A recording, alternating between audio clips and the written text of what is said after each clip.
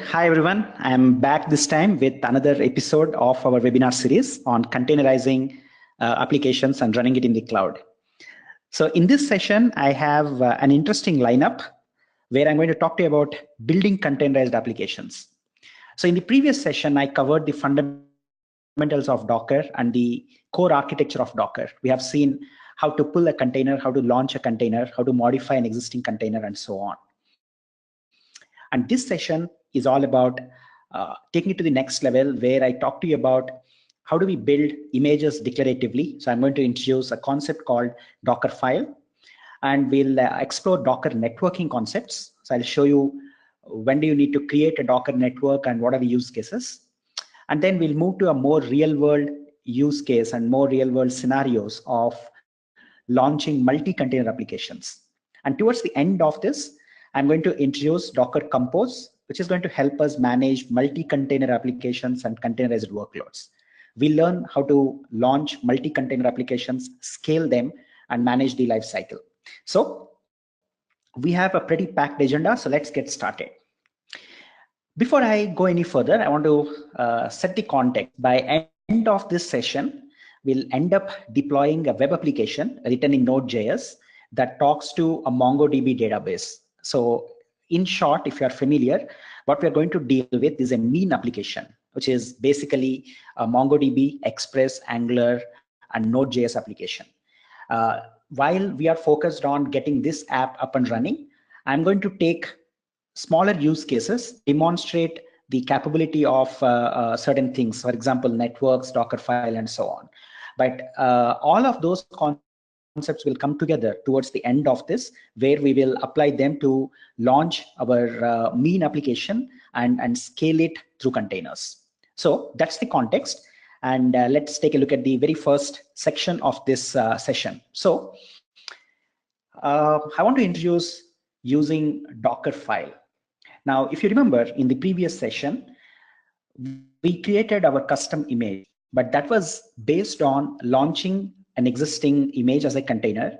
While it is running, we have launched the shell, modified the running container, we have stopped it, committed, and turned that into an image and pushed into the Docker Hub. So those were the steps that we have taken in the initial session. But as you can notice, that's not the most elegant way of creating Docker images. Not every time you would want to launch something, get into the container, modify it, and then turn that into an image. There has to be a better way. And that better way is represented as a Docker file. So a Docker file is a text document with a series of commands that are sent to the Docker engine. And when these commands are executed in a sequence, it's going to end up building a Docker image for us. So it's a declarative unit for building one Docker image at a time. What it basically delivers is a very fine-grained control in building images. So if you want to modify a step, or if you want to bring, let's say, an additional dependency, it's very easy because you can open the text file, put that additional line or the entry, and rebuild the image. It also works very well when you are using source code control system like GitHub or GitLab repos. You can basically version control your Docker file and make sure that it flows along with the CI/CD pipeline. So Dockerfile always starts with a base image. Remember, in containers, unlike in VMs, you start with a base image. In VMs, it is possible for you to create a VM image from an ISO image or an ISO disk file. But in containers, we always start with an existing base image and build on it. And Dockerfile enables us to take an existing image and add dependencies and our code to the existing image and turn that into an additional image. So I want to walk you through how a Dockerfile actually looks like. So it all starts with a label. A label is nothing but a key value pair. Typically this includes a section where you include who is the maintainer, and this is helpful when someone is reading your Docker file, or even programmatically when you're accessing.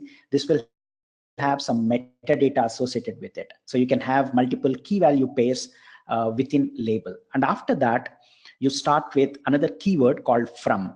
In this example, we are actually building an image from the latest version of Ubuntu image. So Ubuntu latest is an indication that we are basing this image on the latest base image of Ubuntu.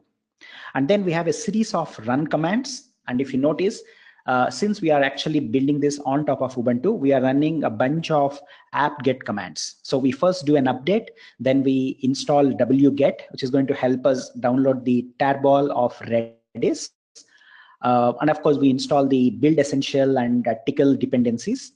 Then we go ahead and grab the tarball of latest Redis binary, and then actually the source code, and then we go ahead and build it with make and make install. We are essentially building the Redis binary from the source code. After that, we actually launch the server by running install server.sh, and that command will install everything that we need to run Redis. Finally, when the container actually launches, we want to have one command which is going to kick off the foreground process, and that's where we put entry point. So in short, when we take this text, put that in a Docker file and run it with a Docker build command, we are going to end up creating a new image which is going to contain the latest build of Redis. And when we launch it, we need not do anything because it's actually automatically launching the foreground process, which is Redis server. And you notice there is expose 6379. This doesn't mean the container will automatically expose port 6379. You still need to mention -p. That is a very explicit switch that you need to provide to Docker run command. But this is only a kind of an indicator to the consumer that the port name that is going to be exposed from this container is going to be on 6379. But this doesn't bypass the need to actually expose it via -p with the port number. So that is a very, very simple Docker file. Nothing like building our own image. So I want to go ahead and walk you through the steps involved in building our first image from Dockerfile. So now I'm going to SSH into one of my droplets, the DigitalOcean droplets. In the previous session, I've gone ahead and installed Docker, or you could also use one-click image that that DigitalOcean provides. So pre-configured that you can launch. But irrespective of how Docker is installed, you basically need a droplet with the latest version of Docker. So I'm currently running the latest version, which is 1709 Community Edition. All right. So I have a simple application here. It contains a static HTML file. Right. So if you actually look at it, it has an index.html, it has an images directory, and a couple of CSS style sheets. Now, our goal is to turn this into a Docker image. We also have a wrapper. So if you actually look at this, we have the wrapper.sh, which is going to simply print that Nginx is running, and it is going to kick off the Nginx foreground process. So that is the shell script, which is going to be responsible for launching Nginx within the container. So if you actually look at the Docker file, it is just 4 lines. We are building it from Nginx. Now, right after that, we are copying wrapper.sh into the root directory. And we are copying everything within HTML directory into the Nginx document root, which is user share Nginx HTML. After that, we are basically executing wrapper.sh. This could have been an entry point as well. There is a subtle difference between entry point and CMD. CMD will just run the command, whereas an entry point will be launched the moment you execute the container. So let me walk you through the commands that we need to run. So first thing that I'm going to do is to set my Docker Hub username. So I'm exporting this into the variable, so it just makes it easy for me. And if you look at the Docker images, we have 0 images on this machine.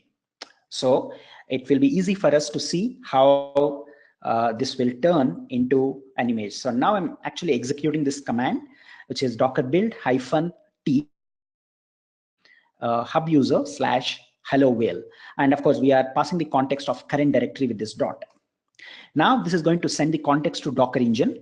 Step 1 of 4, because we only have 4 commands from Nginx. So it is essentially pulling the latest version of Nginx from Docker Hub. It only takes like a minute. That's it. Now it is copying wrapper.sh. And after that, it is copying the entire HTML folder into the container. And then it is also copying and running wrapper.sh. Now, just one image, which is hello whale, but since it is based on Nginx, we also see that. And if you look at the delta between the Nginx image size and what we have, it is hardly 1 MB. So that is the only difference that we made to the base image of Nginx.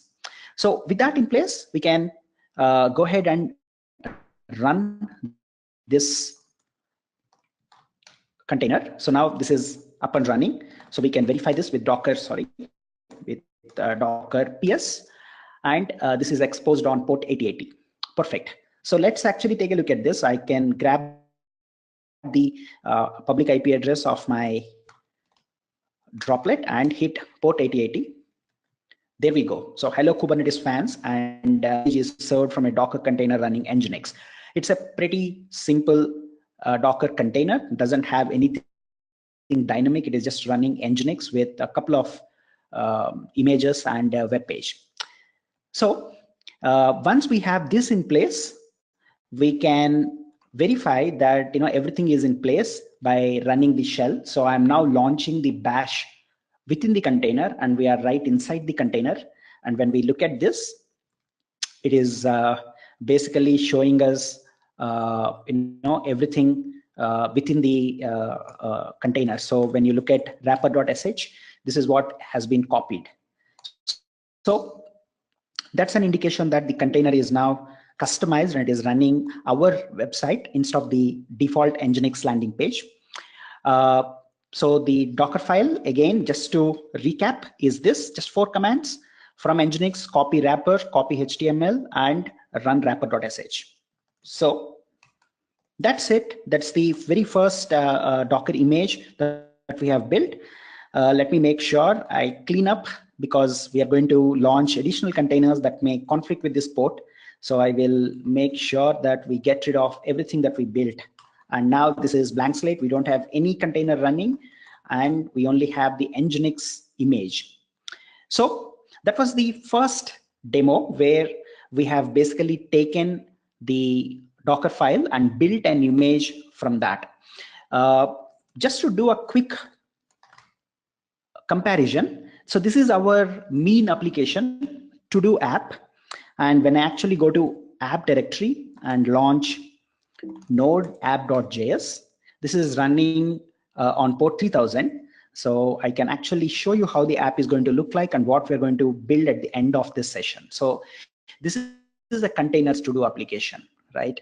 So show Docker file, that is one of my to-dos, and then build image, right? That's another to-do. So this is basically a very simple to-do application, a task list application running on MongoDB and Express, powered by Node. So this is the application we are going to end up building, and you can see the logs.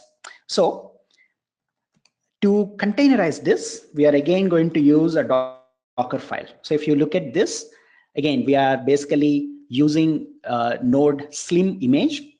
We are creating a directory, and we are turning that into a work directory. Copy the entire app directory, because that's where we have the entire source code. And right after that, we launch npm install. So npm install will make sure that all the dependencies we have within the image are installed. And then finally, we run cmd with node app.js. That's exactly what I have done in the previous step.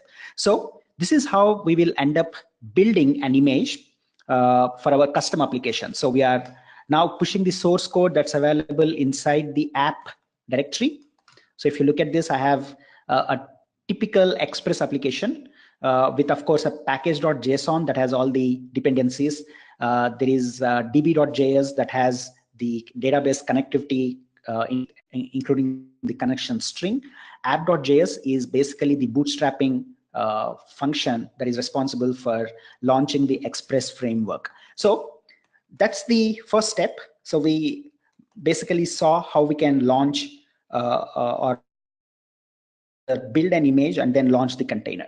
So let's continue with the slides, and I want to talk to you more about Dockerfile. So these are some of the commands that you can embed inside a Dockerfile. So we have looked at from. Add is basically copying from the host system to the container. CMD is what will run when the container starts. Entry point is it is an indication that you are turning the container into an executable. So even if you don't pass any parameters, the entry point is bound to execute. So when you want to turn a Docker container to look like an exe or an executable, you basically create an entry point section, and this will ensure that your container will behave and act like an executable. env will help you set environment variables. Expose is just declaring an open port on the container, doesn't really expose on the host, it is just an indication. Run will execute a command like we have seen, run apt-get install, apt-get update, and so on. Volume will create a shared volume that can be shared among containers or by the host machine. Work.dir will set the default working directory for the container. For example, in our case, we were running out of the app directory. So work.dir will be set to app, and everything will take place within that. So after that, you need not refer with an absolute path. Whenever you're running a command, it is assumed that you're actually working out of the directory mentioned in the work.dir. So by no means this is a comprehensive list of Dockerfile commands. In the tutorial, I put a reference to the Dockerfile section of the documentation. You can learn many more commands that are covered in the documentation. All right, now I want to introduce you to the next concept, which is container networking. Obviously, we are moving towards more realistic workloads, and any realistic workload will have multiple containers, right? For example, the moment you bring in database, you need to deal with at least 2 containers. Remember, the thumb rule for containerization is 1 process per container. That means if you are containerizing a LAMP application, you are going to have at least 2 containers. One will run MySQL, the database, the M of LAMP stack, and the Linux, Apache, and PHP, since they're all runtime and operating system components, they go into 1 container. So when you're containerizing a LAMP application, you will have at least 2 containers, one for MySQL, stateful one, and the other one, which is going to be your application container, and that is going to be predominantly stateless. And you need to bring these 2 containers together when you are launching an application. So the application is going to be composed of more than 1 container. Now the challenge is, how will the containers talk to each other? Even in our to-do application, we have 2 containers, one running MongoDB, the other one is running our Node.js application. Now we need to launch these 2 containers together, and the application, the web application container, should discover the database container, the MongoDB container. Now, how do we actually do that? Well, in the previous versions of Docker, there was a concept called linking, and that is deprecated in favor of using Docker networking. So when you're dealing with multi-container workloads, you are expected to launch containers on an overlay network. The overlay network is also helpful when you're actually launching the containers on multiple machines. I'm going to show you in the upcoming sessions where you can actually have the database on a different machine and running as a container, and you can host your web application on a different machine, and both the machines will be a part of a cluster. So when you are creating multiple machines and you're creating a container layer on top of it, you need to create an overlay network. But even if you're running everything on the same host, you still need a custom network. So by default, when you install Docker, there are 3 networks that are created for you. The first one is called the bridge, which is represented as Docker 0 network, on the host machine, and this is the default network on which every container will be launched. Even if you don't create one, this is the default network on which your containers will get attached.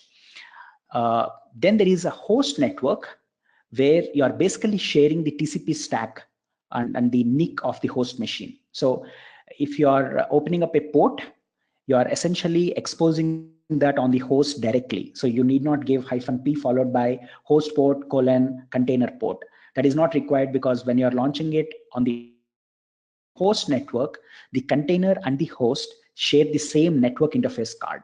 So it is going to be running at the highest level of privilege because it shares the network namespace of the host.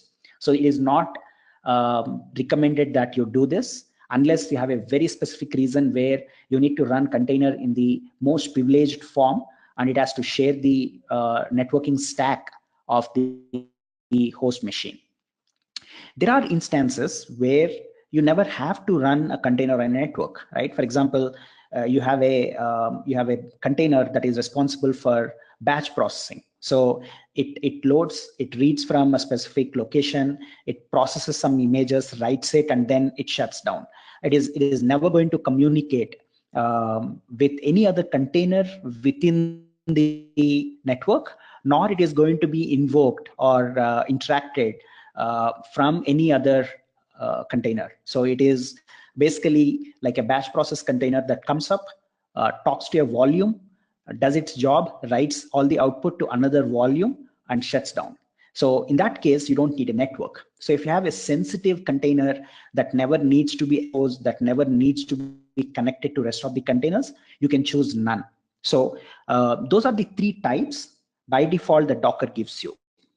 Now, coming back to my original use case where we need to launch a database container and a web app container, and we need to make them talk to each other, we need to create what is called as a custom network. So custom network is the best practice for making multiple homogeneous containers. Now, when I say homogeneous, a set of containers that belong to the same application. For example, in our to-do application, we have a MongoDB container and we have a Node.js container. Technically, they belong to the same application. So we are expected to launch these two containers on a custom network. So we need to first create a network and then launch these two on the custom network. And the advantage we have is the moment these containers share the same network, they can discover each other. They can see each other by the host name. So it's almost like pinging a machine which is next to you in the same network. So you can technically ping the MongoDB container from the Node.js container the moment they are launched on the same network. So custom networks are the preferred mechanism for launching multi-container applications. I want to show you an example with containers and with networks and without network, and the challenge we face. So it's time for me to show you how to deal with custom networks. So let me walk you through how this is going to work. So first, we're going to launch a web container. And this web container is based on Apache. It's HTTPD. And if you look at the parameters, -d is meant for detached mode. --network, okay, we don't need this. I'm going to get rid of this because we are not going to use a custom network. We launch them like two independent containers, right? So, so name is going to be web, and yeah, it's already there. So host name is going to be web -p. So we are exposing this on port 80. And same thing here, we are launching another container with a name client. Host name is client. So when you give --host name, this is actually going to be the container name. It's going to be embedded in the /etc host file. So it is easy for you to discover if you are using multi-container applications. And we're actually launching a container called BusyBox curl that comes with a curl client, which will make it easy for us to send a curl request to the Apache web server. So let's actually launch. And the goal is to access the Apache web server from this BusyBox container. So let's go ahead and run these two commands and see if it works. Oops. Okay, this keeps happening to me. Basically, I lost my SSH session. Never mind.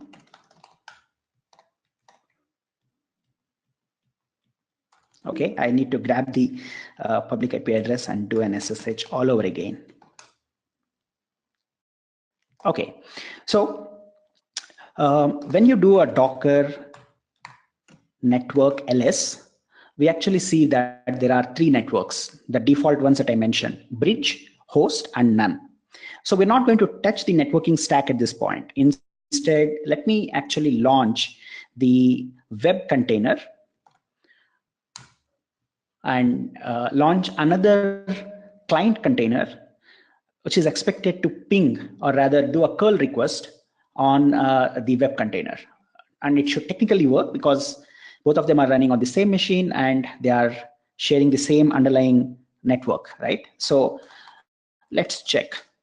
Perfect. So this is actually running. So if I do a curl on localhost, we see Apache output.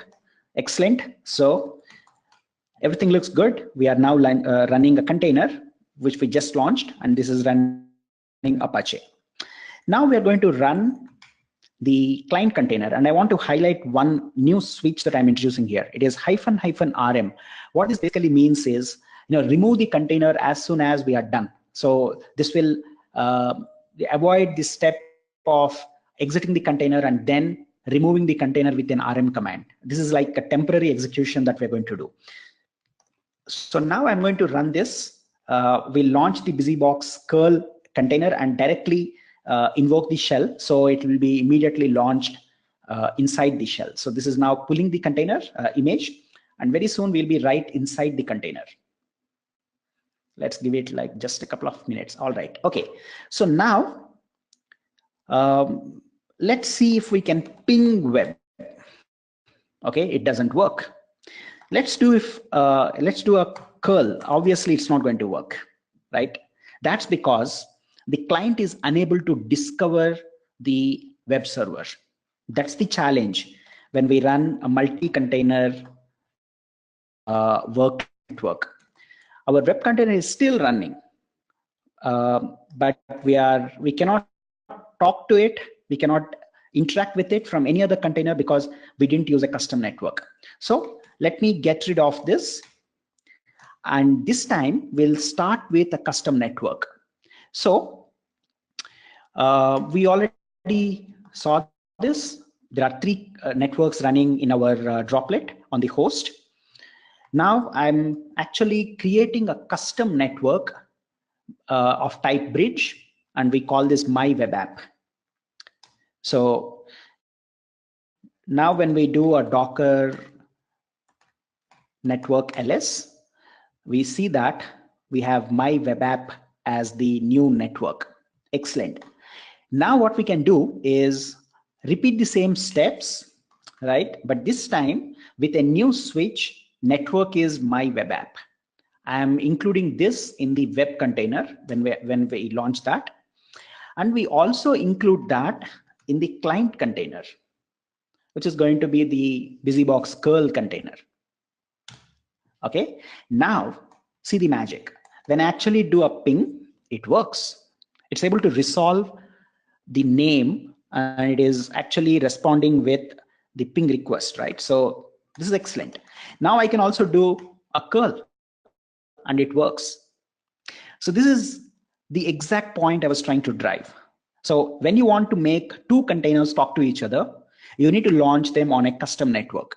So start by creating a custom network and then launch the containers on the custom network so that they can discover each other. So the discovery part is very important. And without discovery, you are basically running two isolated, two disparate, disjoint containers that can never see and never talk to each other, which means it's pretty useless. We are moving into a phase where we are developing meaningful applications, and any meaningful application will have more than one container, and they need to see each other, they need to talk to each other. So we need to enable that communication by creating a custom network. So let's clean up Docker rm-f web, and we will also remove the network that we created. don't remember the name. So yeah, network remove my web app. So we are basically cleaning up everything. So let's also get rid of this image, all right. So that was the significance of using custom networks. And by the way, we're going to use this when we build our to-do application. So stay tuned. My goal is not to digress, but I want to take smaller examples to show you, why these concepts are important. So if I show you the Node.js web application, you don't see the beauty of ping and curl. So I wanted to take a detour and show you two new containers that drive the point across. Excellent. So now that we have understood the role of Docker Compose, and now that we have understood, we have we explored the concept of Docker networks. It's time for us to move to the next level where we'll actually take a look at Docker Compose. So Docker Compose is a tool for defining and running multi-container Docker applications. And that's exactly where we are moving to. Though we are going to deal with Kubernetes for production applications and more complex applications, even if you are running the set of containers on your development machine or in your test environment, Docker Compose makes it very easy for you to test multi-container applications. There are some challenges, but I'm not going to get into it. I want to introduce the use case of Docker Compose and then use that to launch our to-do application, right? So it's again a file. It's a Compose file where you declare your entire stack. So in a lot of ways, it is like Dockerfile because both of them are declarative, but they are very different. Dockerfile is meant for declaring an image, and Docker Compose is to declare your stack. One deals with image creation, the other one deals with multi-container launch activity. So there are two different things. So you can create and start all the services from the configuration using a single command. Just like Docker run, you can execute one command, and that one command will launch a set of containers that are bound, that are working together. So there is a context that is established among the containers launched as a part of Docker Compose. This is used for creating consistent and repeatable deployments. This is a very powerful concept. How do you ensure that the deployment works exactly the same in your dev, test, QA, and production environments? Well, turn that into a Docker Compose file, and wherever you execute, you're bound to get exactly the same result. That's because the Docker Compose file will ensure that the network is created, the volumes are mounted, the ports are exposed, and the containers are launched in exactly the same form in any environment. So it's a very consistent, repeatable, and declarative way of deploying multi-container applications. One of the best things about Docker Compose is containers can be scaled on demand. So you can basically scale up the stateless container and scale it down and still make things work. So this is how a Docker Compose file will look like. It starts with a version. Docker has been enhancing the Docker Compose file. So every version gets a slight enhancement and modification. So it's important that you mention which version you are dealing with. And then you start with services. Services are direct mapping to microservices. In this example that you're seeing, we're actually dealing with a service or a container called web. And look at the build command. We are asking Docker Compose to essentially build our image from the Docker file. So if the container image is not present and you want to build it as a part of Docker Compose, you can always use build and give the absolute path. Then you are defining what ports you want to expose, followed by the volumes that you want to mount. Remember the volumes that we dealt with in the previous session. So we can also include the volume definition in the Docker Compose file. And there is a link. This is basically an indication that we are talking to another container by name Redis. And this is coming with a volume, which is called log volume. So this is the very simple definition of a Docker Compose file. Now we are actually getting into the crux of this session. This is where the rubber meets the road, and I'm going to connect all the dots, and I'm going to walk you through a series of steps where we will basically build an end-to-end application. So Let me switch to the command line, and I need to adjust my session timeout. I lost this again. Never mind. There we go. So now I move to the To-Do app. By the way, the To-Do app source code is available on GitHub. It is included in the tutorial. You can pretty much follow along and repeat all the steps that I'm going to show you here, right? So there is a Dockerfile, which we have already seen in the previous step, and its job is to build a new image that will run our web application. If you get into the source code and take a look at db.js, I want to highlight something very critical. This is using a Node.js library called Mongoose. It's a package, and Mongoose makes it extremely simple and easy for you to talk to MongoDB from Node.js. For that, you need to give a connection string. And if you look at the connection string, I'm not using an IP address. I'm not using localhost. I'm using a name, a DNS name called DB. And this is going to create a model called to-do. It is basically a document collection, and there will be multiple documents inside that. But the key thing to understand is the hardwired DB. I can also read this from environment variables, but there is a reason why I have hard-coded it, because I want to show you how the resolution happens at runtime. So now that is how we talk to the database. And if you look at app.js, it is a straightforward Express application.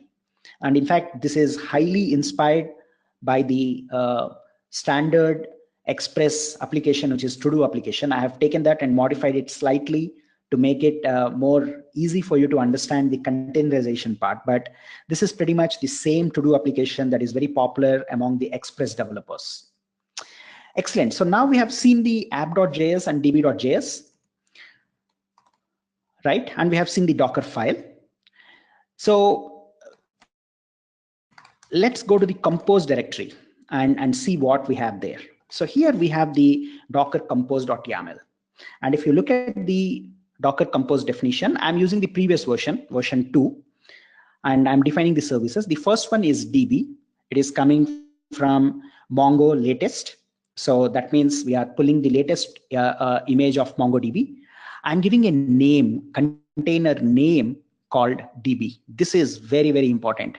This is basically the contract between the source code and the container. So container name DB will make it some kind of a connection between the web container and the database container. I'm also ensuring it is backed by the same name. In fact, this is the host name. Eventually, when you end up creating the container, this combination will make sure that the host name is defined as DB.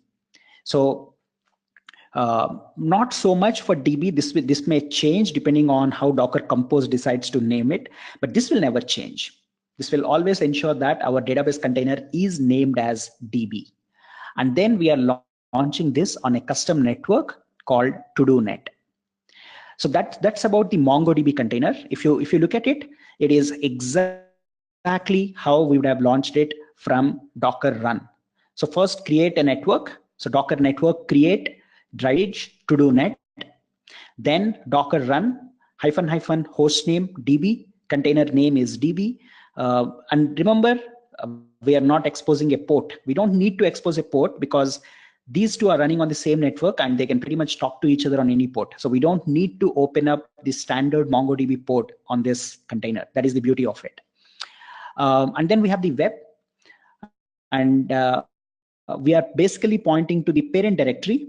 These two dots followed by the hash and dot indicates that we are one level deep inside the source code. So we are pointing Docker Compose to the parent directory where the Docker file is stored. And we are pointing this to the ToDoNet network, which is defined here, right at the bottom. And this application is going to be exposed at port 3000. No, actually, this is the container port, and we are not explicitly mentioning what is the host port, and there is a reason for that. I'm going to come back and revisit this concept in a minute when we scale the application. So what happens when you don't give? Technically speaking, it's very tempting to actually give something like this, right? So this part will indicate the host port, and this will indicate the container port. But I'm deliberately avoiding the host port, and there is a reason for that. And I will demystify that when I actually launch the containers. All right. So for now, it looks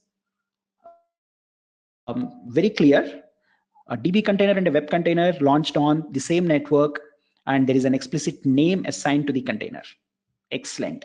So now, how do we launch our stack? I'm keeping my fingers crossed, and I want to actually make this application run. So all we got to do is launch Docker Compose. But before you launch Docker Compose, you need to install this with an apt-get install -y Docker Compose. These instructions are a part of the tutorial, so don't get overwhelmed if you're seeing a lot of commands. You can pretty much try all of them and follow through based on the tutorial. So this is already installed. So I just want to show you the command. So Docker Compose is already up and running.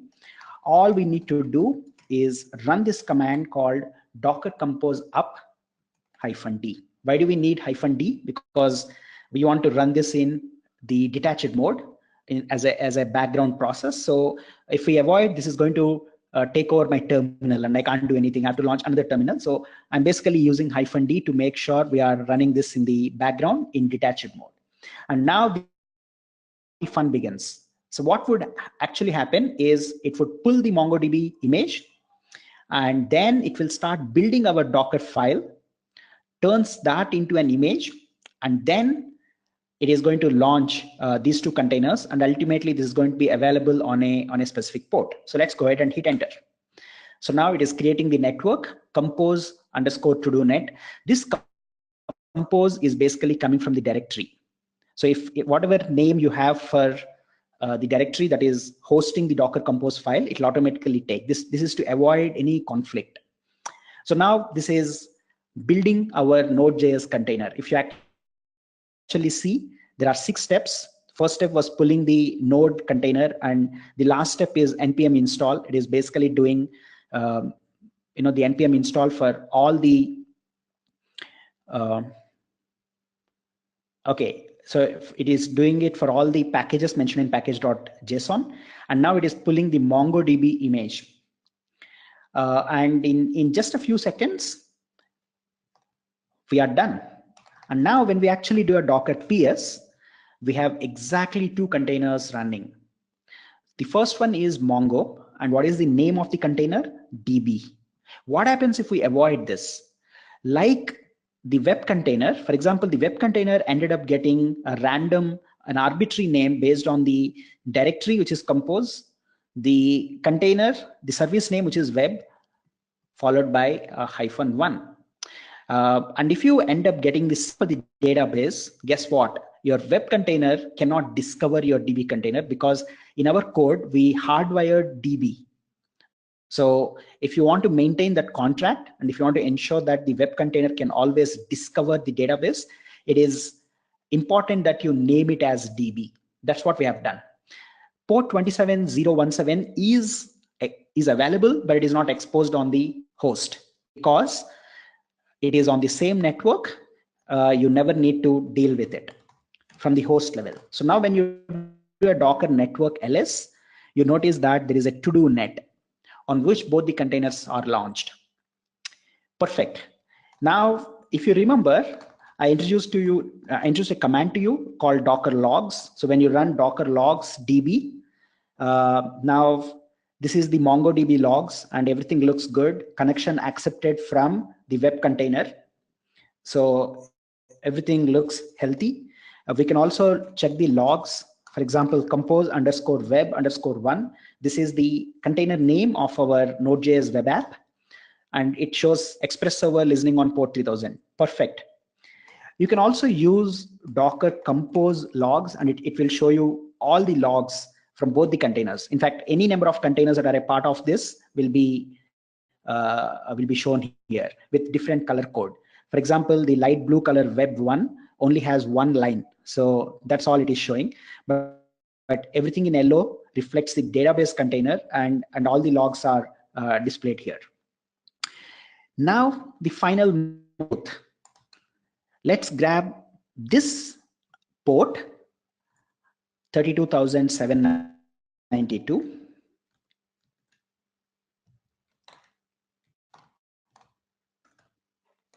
Okay, and there we go.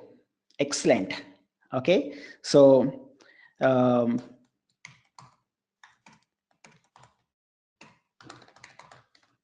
so this is a complete application that's now running as a part of Docker Compose, and this is running on our host. If you notice, this is the port number. Now we are actually ready to go live. You can put a CNAME or basically configure your a record if you are using a DNS server and point that to this IP address and the port, and boom, you can actually have mytodolist.com or any app that you might want to launch and sell. So this is actually a full-blown application. So now let's come back and do a logs. It should show us some additional logs. There we go. So it is now being accessed and everything looks good. But that's not all. The beauty of Docker Compose is we can scale the web application. So currently we only have one instance of web application and one instance of database. The advantage of containerizing an application and turning that to microservices is the ability to scale in few seconds. So I'm now going to go crazy and scale our web application to 20 instances. Just remember this command, Docker Compose scale service name, which is web. Oops. Okay. So service name, which is web, and we give a number to scale up. And now this is going to launch 20 web containers in just a few seconds. This is going to be extremely fast. Imagine launching 20 instances of your web app running on VMs. You can never achieve this speed, agility, and the flexibility. Now, when we do a Docker Compose, Docker PS, you notice that there are 20 web containers with a random arbitrary port assigned on the host. That is the reason why I didn't hardwire, because when we do a Docker Compose scale, we want to let the engine decide assigning a port.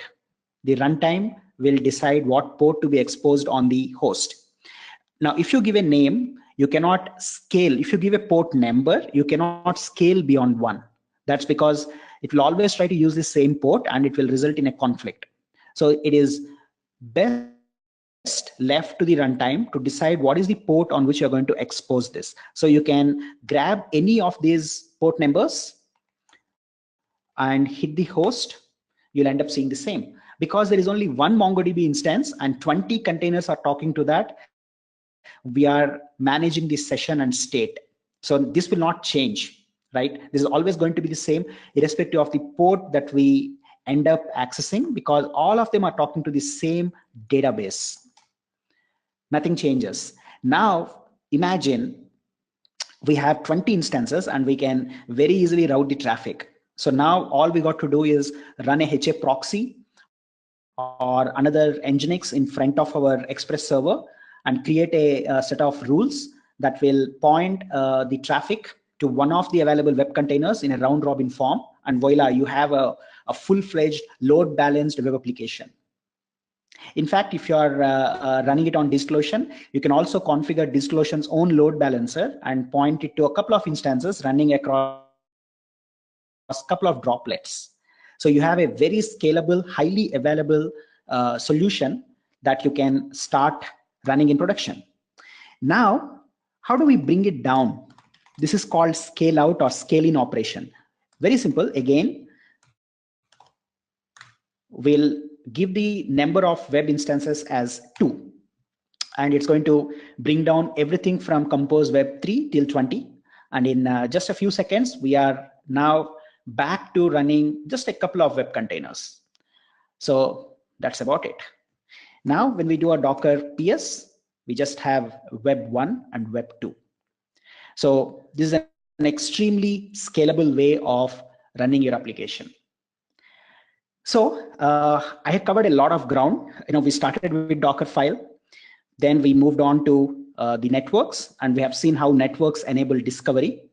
And then we looked at Docker Compose, and we saw how we can basically launch and scale multi-container applications. So that was the summary. Dockerfile provides a declarative way of building images. Docker networks make it extremely easy to launch multi-container applications. Containers can discover each other when they are on the same network. Docker Compose groups and launches multi-container applications. So it is an essential boundary that you'll define through Docker Compose.